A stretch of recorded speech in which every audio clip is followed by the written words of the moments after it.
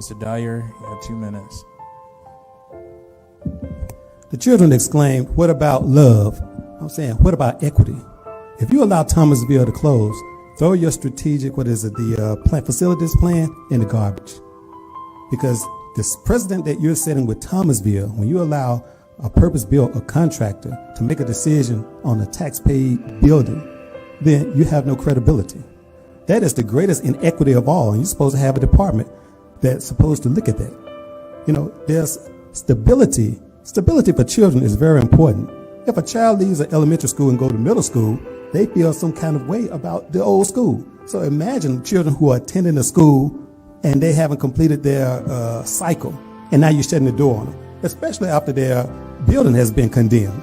And the children have been living those conditions for a long period of time. So if you have any type of heart, you give those children some time to heal. And what about the solution of working with that low student teacher population? If Purpose Built is the group that's supposed to run it, why are they throwing in the towel if they have an effective system to bring those young people up to par? But I guess they don't. You work with the low student teacher ratio, then that's a recruitment tool when they plan to rebuild a place where you get more students to come in. That impacts Carver, that impacts Slater, that impacts all those schools. But you see, development is the name of the game. They use black boys and girls as scapegoats for failure to usher in development. Time and time again. Now, I know you're new here, but it's amazing how they bring superintendents here to ruin their careers. I'm against any type of school closure, especially coming out of a pandemic. The numbers that your group, that Sizemore group brought in here, totally inaccurate. All of the white schools are full capacity. All of the black schools, low capacity. But yet, that's where the development is happening. If you're looking at statistics and ARC, they're talking about growth. So I would say reevaluate, get involved, because your blood is on your hands if Thomasville closed, and you're going to hear from the community. Thank you. Madam Chair, this concludes public comment.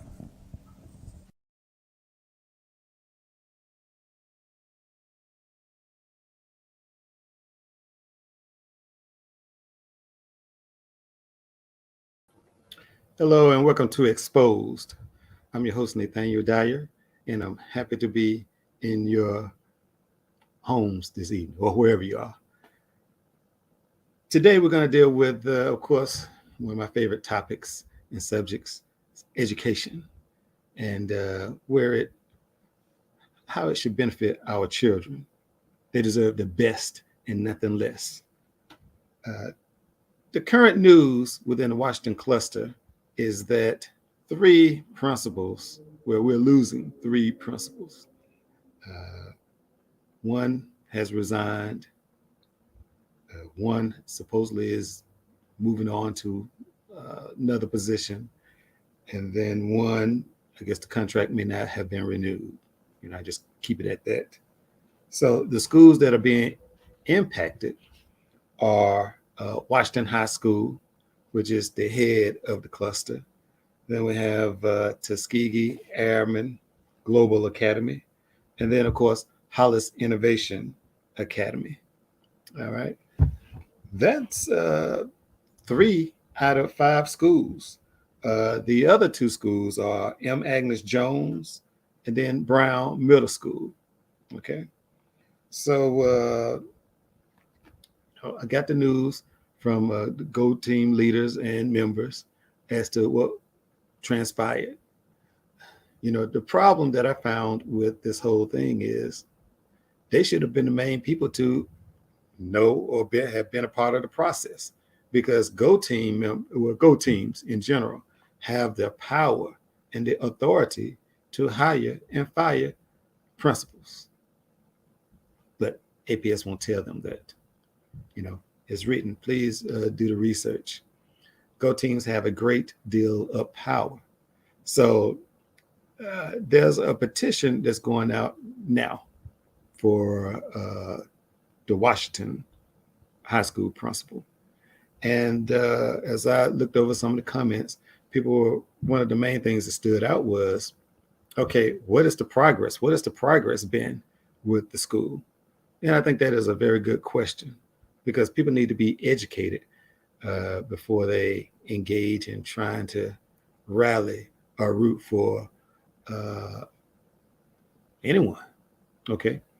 I always believe you 100% safe when you root for the children. Okay, but as we move on, we're going to look at some data and rankings as relates to schools within the Washington cluster, so we can understand what we're dealing with here. Okay, we're going to start with Washington High School. We're going to have that pulled up, and then we'll go to the various feeder schools that feed into Washington High School. Oh, if you can pull that up, Adrian, sorry about that. Okay, all right. Now, this is coming from School Digger. School Digger has been around a long period of time, and they're pretty thorough in what they do. Okay, here we have Booker T. Washington High School, the ratio 14.4, number of students 848. But look at the expenditure. The expenditures is 17,000, and I'm going to do a little calculation here, if you don't mind. And you can pull out your calculator as well. Let's see, 17,528,000 times 848. That's close to $15 million annually for the students. Okay. Of course, free and reduced lunch, it's 100%. African American, 97.4. Hispanic, 1.9, and two other or more races, 0.5%. Okay. Now, we don't have the rankings from School Digger at this time, but I was able to find the rankings through another source. Okay, because found that there was insufficient test data at the time, or test score data at the time with Washington on that site. Washington High School was ranked 311 out of 414. That's within the state of Georgia. Now, nationwide, they have it at 13,383. And then, of course, that's out of 17,843. Okay, and this is coming from, as you see it here, 13,383 out of 17,843 in national rankings. Okay, so the overall score is less than a 25. Okay, now let's look at the feeder schools and see how they're ranking or their level of performance. And I believe we'll start with, say, we go back to that Washington page, Adrian. I really want to point these things out. Is nothing against our children. I do believe that they are brilliant and bright, but I'm clearly aware of the lack of resources and the leadership that they put in place for our children. Okay, I will start with M. Agnes Jones. Okay, M. Agnes is an elementary school that feeds into Washington. Its ranking is 1054. So it's 1,054 out of 1214. That's 1,214. So it's very low, and it's got 1 star with the per pupil expenditures at $17,096. Okay, student ratios 13.8, number of students 470, and then you can see everything else. But I really want to focus on the rank, which is 1054. Okay, out of 1214. All right, we'll go to the next school, which I believe may be, is it Hollis? Yeah, should be Hollis Innovation Academy, another school where we lost a principal, or the principal resigned. Now, the ranking here is 1,212 out of 1,214. That is not good at all. But again, it's a feeder school going into Washington High School. Okay, 1212 out of 1214. There's maybe 2, 3 from the bottom.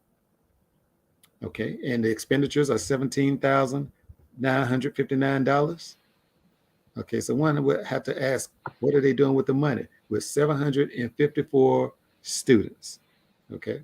And Nate, before you leave, I wanted to, as you pointed out to me before, I think it's interesting that this one so far has the lowest student teacher ready ratio. So Yes. it's which tends to say that that's what you want, Yes. is that the lowest student teacher ratio should have the better outcomes. But in this case, we're talking about a school that is third from the bottom in Georgia elementary schools. Third from the bottom. Very good point. Thanks for pointing that out, Adrian. I mean, 10.7. And the others may have been 14 or higher. But Adrian is correct in looking at that 10.7. And this is, they have pre-K, kindergarten through 8th. So if our young people are performing on that level, 12 out of 12, 14, what does that say for the future of the children, the student, or feeding into middle school, high school? Usually you have high performance on the lower grades, and sometimes it tailors off in the older as the child gets older. But this is very problematic. Okay, but this is a principle that we have lost from Michael R. Hollis Innovation, who resigned. Okay, and thank you for pointing that ratio out, Adrian. Okay, so we'll go to the next school. Okay, we're going to go to Tuskegee Airmen Global Academy, another school where we have lost a principal. Okay, here the ranking is 1207 out of 1214. So now we're looking at 7 from the bottom. Here we have a 13.6 student teacher ratio, but a lower number of students here, 556. The per pupil expenditures is a little bit less compared to the others, but we have $15,320 for students.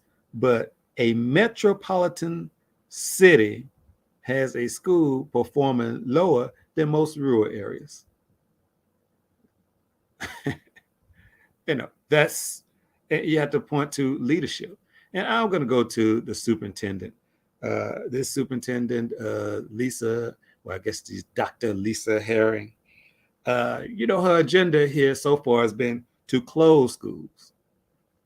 Doesn't it show that we need to expand educational opportunities when you have rankings like this?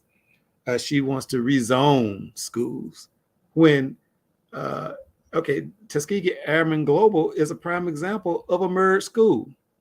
I believe it was Venetian and I have to dig up my old files for that. But I believe that was a school that was merged. Hollis is a school. Herndon Elementary and Bethune was a school that was, those schools were closed and merged without any type of transition plan. And that was under Maria Karstoffen, which the same superintendent that left the turnaround strategy for this superintendent. So she comes in and really doesn't have to do anything, okay, except follow a failing plan. But, you can attribute that to the board, fabulous board of education. And of course, I'm joking. Let's go to the next school. And I just want to arm the viewing audience with the information. And this is easily accessible. And I just want us to just be on the same page as to what's going on in the Washington cluster. Okay. School digger rank of Brown Middle School, 484 out of 542. Now, some people may say, well, that's not bad compared. Well, our children are much better than that. 1 star, the per pupil expenditures, 17,160. Student teacher ratio, about average 13.6, but the number of students is 390. That's interesting. 13.6, but 390 students, and you can only achieve 484 out of 542. And I believe recently they received their STEM certification. So, and people make a big hoorah about that, but I'm about the results, performance. You know, there is a great deal of pride around the alumni, people who attended Washington High School, and I believe they deserve better than what these numbers are showing. So I just want to bring it, make it crystal clear as to what's going on. There's a bad culture going on within, well, not just Washington. Washington is not alone. We're dealing with Thomasville as well, and the Carver cluster. You can probably go to Mays, you can go to Douglas. But you see, some people may say, well, why be upset with those numbers? These people are doing a great job with my child. But you see, when they come in and want to redevelop and run over the community, those are the scores that they use to feel like, hey, that vindicates them for whatever they want to do. Oh, yeah, low performance schools, we can take that. Everything's low cost. Okay, we get no pushback. If they don't care about, if these people who live in the community don't care anything about their children's education, well, we give them no respect, no type of, what can I say, just give you nothing. Just take your land, the legacy, the history, and whitewash, paint it over it. Okay. You have a comment, Adrian? Yeah, well, Nate, I think we talk about public school, public housing, public, and you look at the performance of these schools.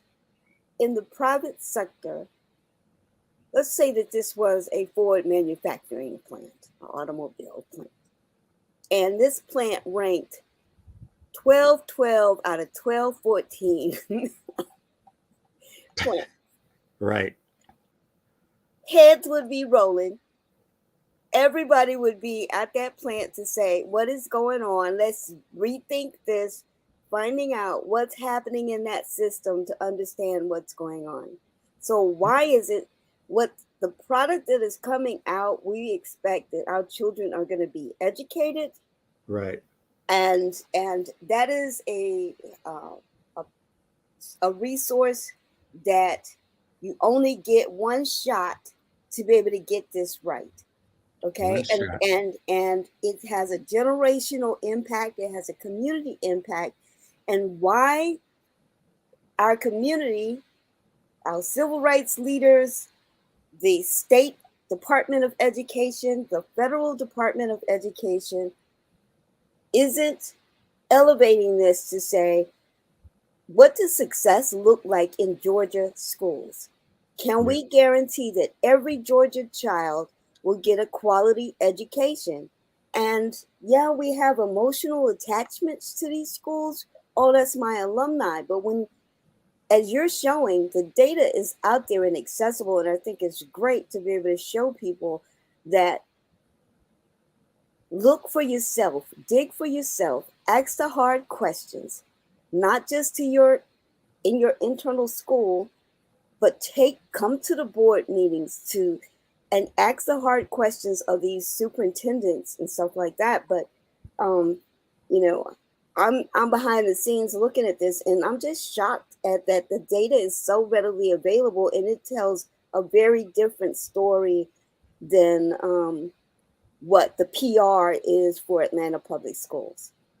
Yeah. I think what you have exposed is that there is something not right. Well, a prime example, Adrian, when we were at the last board meeting, and I pointed, and there was a situation where, of course, Thomasville Elementary is slated for closure, okay, because of an apartment complex. Yet they're suffering. They're in the bottom tier of the rankings. At the same time, Atlanta Public Schools, under Dr. Herron's leadership, wants to expand Springdale or Inman, that area. But that school is ranked 52nd in the state. So in one night, two schools, one school that really needs more expansion would be the Thomasville area, right? Or not closed for stability, to help the children come up with a low student teacher ratio. They want to close it. The school that's performing 52 or better, they want to expand it. Now, let's talk about race. Townsville, of course, it's probably in the high 90s, maybe ours is probably 100%. All right. But Springdale is probably, more predominantly a white school in one district. But look at the night and day assessments or rankings of those schools. So people, they say, why do I give Atlanta Public Schools so much hell? Because they deserve it. If there's a petition that should be going around, it's for every child. I put like this, hey, regardless of race. But in this case, I'm going to be race specific because Black boys and girls are impacted so heavily. I think most of those schools, Washington, either 100% or in the high 90s, Black, African American, however you want to chop it up, who are not afforded the luxury of coming from a well-ranked school. And that's disheartening, especially with the potential and the brilliance of our students within the Washington cluster. So parents, alumni, stakeholders, people who just love education, rise up. Our children need you. I mean, all this politicking and you can't say this or afraid. Well, they're destroying, what you hold dear. To speak to the alumni, it's clear that data is out there. You have to go beyond what's happening within the school, what's happening within Atlanta, and look at the big stage of how Georgia is seeing everything. And here is the petition. Keep our principal at Washington. And right now, I believe 485 have signed. So there's a board meeting. Okay, I read a little bit. The District of Atlanta Public Schools is attempting to fire the principal of Booker T. Washington High School. We won't stand for this. She has done too much for us as students and as teachers. She is an amazing principal, and we can't allow this to go on. Keep Dr. Cole Exum Young at Washington. So what you're saying is, let's see, what was that ranking? 311, 414, but they can't give in 13,000, 383, 7. The data is out there. So beyond feelings, what's going to be the end result? What is she going to give you? I would like to hear that. We are so quick to be emotionally attached to personalities instead of results. It's nothing personal, but our children deserve the best. I had the opportunity to see some beautiful, brilliant Washington students go up and speak on behalf of the school and their experience. But what was the principal? Sitting somewhere in the back. We need some game changers. We need some people that's willing to take one for the team and stand up for the children, stand up for the school, stand up for this ignorance that we see in regards to how the rankings are, because the performance is not there. Now, there's some rumors going around as to what I'm not going to get into that because I don't have all of the details, but I do have these facts and this information that I want to share with the viewing audience. And some people may play it back in the future, but again, hey, facts, not emotion. When you go to the board and you're asking, think of your credibility is at stake. So please be informed, armed with the information. And then here's another thing. The Go teams were usurped in this whole process. Again, the Go team is supposed to have the authority or the responsibility to hire and fire principals. But in 3 instances, the Go team was the last group to hear about it. Yeah. They were not a part of the decision making. So newsflash or just word to the Go teams, there's a hiring process coming around, which you are supposed to be a part of. If they have some candidates in mind and they say, hey, they'll let you know, that's problematic. And that will put you in the same situation, scenario that we're in with the rankings. When they know that the community is involved and is going to be on their tail, I think they'll be more receptive or more, accountable to the community. But if you allow APS to do it, here's some things you need to consider in their choices. Development, gentrification, taxes, failing schools, the expansion of charter schools. And I'm going to touch on that. Charter schools benefit from the failure of traditional public schools. Okay. So if Washington's not doing that well, and again, that's why these rankings are very important. Please understand what I'm saying. If a Hollis, an elementary, pre-K, all the bells and whistles can't perform well for children, M. Agnes, Brown, Tuskegee, and Washington, if they can't perform, well, then the KIPS will pick them up, or whatever charter school is in the area. Cherry picking the students. A lot of times, what people may consider the top tier students. So the charter schools rankings rise in your own backyard, while the traditional public schools rankings. Hey, let's look at this latest situation that Dr. Heron put in place, where she wanted Centennial and she wanted Dunbar to be put into the Washington cluster. And there was a great deal of hell raised. Yes, there was a great deal of hell raised because they felt like Washington was not the school of choice for them. It was Midtown High and Howard Middle School, pretty much the graded cluster. I was more appealing.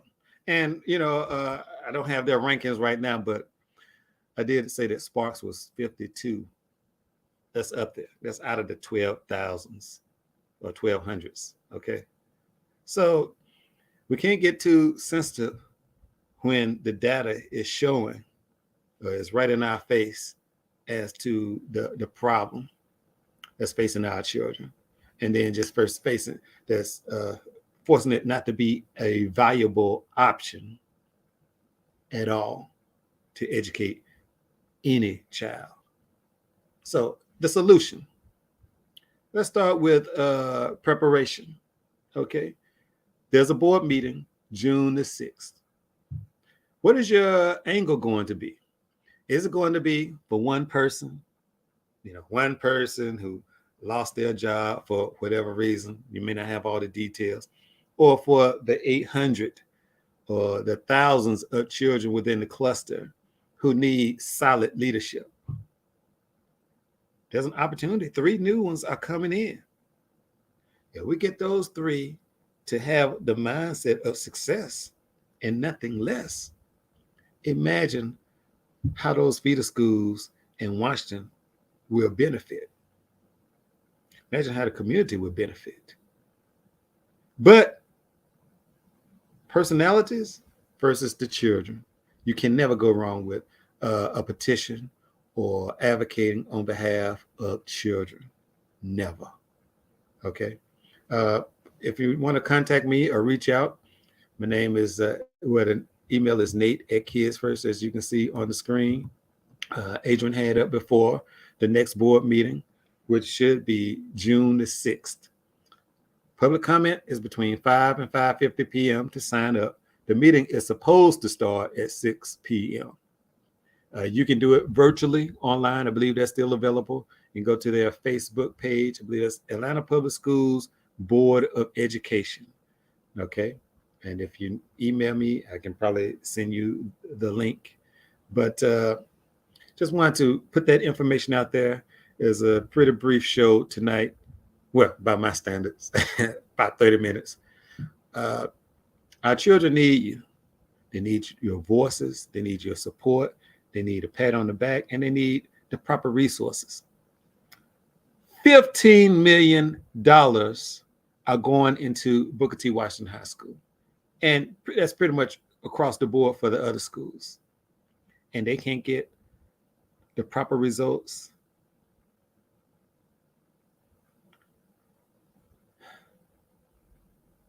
Accountability, June 6th, 2022. This has been Exposed with your host, me, Nathaniel Dyer. I'm glad you could tune in. I hope you found this information useful. School Digger is one resource. Great Schools is another. And hey, you're savvy. Just Google. Find out as much information as you can. Do comparison of Booker T. Washington with other cluster schools, and you will see where the fight needs to be. And hey, if you're coming in, want to play nice and want to talk, they've seen you before. And they're just going to brush you off like an irritating fly. Our children need some people with backbone to really go down there and make a change for them. I'll raise my hand and be one of them. Hopefully you can join me. All right. This has been Exposed. I want to thank Ms. Adrian Coleman for her comments, feedback, and the production of this show. And that is Square Mile Media. Okay. So love you. Look forward to seeing you on the next show. And I will put that out there pretty soon. All right. Thank you and love you.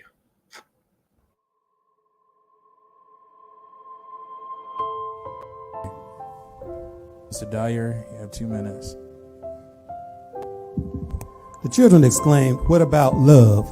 I'm saying, what about equity? If you allow Thomasville to close, throw your strategic, the plant facilities plan in the garbage. Because this precedent that you're setting with Thomasville, when you allow a purpose-built contractor to make a decision on a tax-paid building, then you have no credibility. That is the greatest inequity of all, and you're supposed to have a department that's supposed to look at that. There's stability. Stability for children is very important. If a child leaves an elementary school and go to middle school, they feel some kind of way about the old school. So imagine children who are attending the school and they haven't completed their cycle, and now you're shutting the door on them, especially after their building has been condemned. And the children have been living those conditions for a long period of time. So if you have any type of heart, you give those children some time to heal. And what about the solution of working with that low student teacher population? If Purpose Built is the group that's supposed to run it, why are they throwing in the towel if they have an effective system to bring those young people up to par? But I guess they don't.